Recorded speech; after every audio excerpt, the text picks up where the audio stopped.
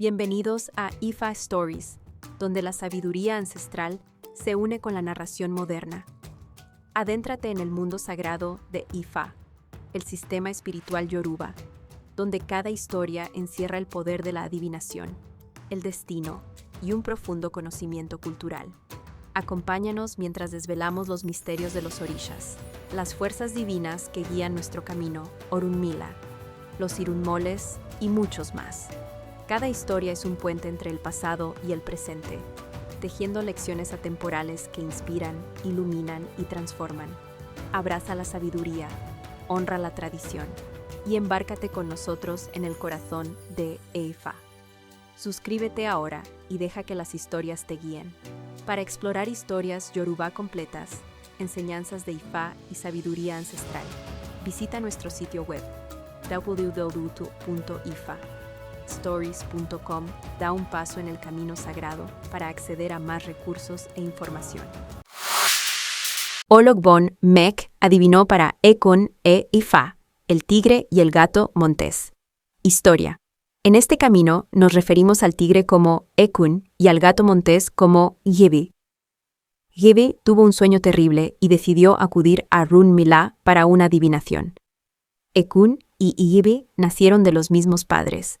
Después de la adivinación, Orunmila le dijo a Jebe que debía hacer un sacrificio a su ori, cabeza, destino, utilizando una gallina de Guinea, porque su hermano Ekun estaba tramando matarlo.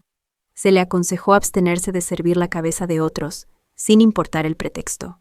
Sobre todo, debía tener mucho cuidado y prestar atención a los acontecimientos a su alrededor.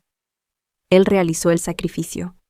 Ekun también fue a Orunmila para saber qué debía hacer para matar a su hermano y comérselo. Se le aconsejó ofrecer un macho cabrío a Es. Aunque prometió a Orunmila que haría el sacrificio, cambió de opinión antes de llegar a casa. Pensó que la carne del macho cabrío destinado al sacrificio era más sabrosa que la del débil Ajebebilses. Por lo tanto, se negó a realizar el sacrificio. Mientras tanto, Ekun se acercó a otros animales y les prometió que no les haría daño si lo ayudaban a atraer a Jebeia a su trampa. Les dijo que lo convencieran de venir a servir su cabeza, la de Ekun, para así tener la oportunidad de capturarlo. El leopardo, que también era hijo de los mismos padres, se ofreció junto con otros dos para persuadir a Jebei. Mientras tanto, Ekun ató un chivo para usarlo en el ritual de alimentar su cabeza, y se untó el cuerpo con aceite de nuez de palma para fingir estar enfermo. Cuando el leopardo llegó a la casa de Jebe Pau, le dijo que Ekun estaba gravemente enfermo, y que el adivino había dicho que solo Jebe Pau podía salvarlo sirviendo su cabeza. Aunque Jebe Pau recordó la advertencia de Orunmila de no servir la cabeza de nadie, se mostró reacio a rechazarlo. Al llegar a la casa de Ekun, encontró muchos animales reunidos, expresando su simpatía hacia Ekun. La atmósfera estaba llena de una tristeza inexplicable, y realmente parecía que Ekun estaba a punto de morir. Sin embargo, cuando Wuajebas miró profundamente a los ojos de Ekun, se dio cuenta de que su hermano estaba fingiendo. Entonces propuso que la víctima del sacrificio fuera el chivo.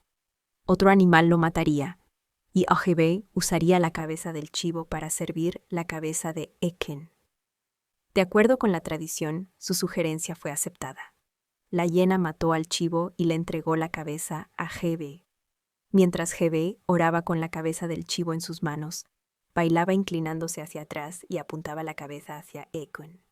Mientras lo hacía, cantaba alabanzas a Orunmila, quien había adivinado para él de esta manera, canto yoruba con ortografía correcta.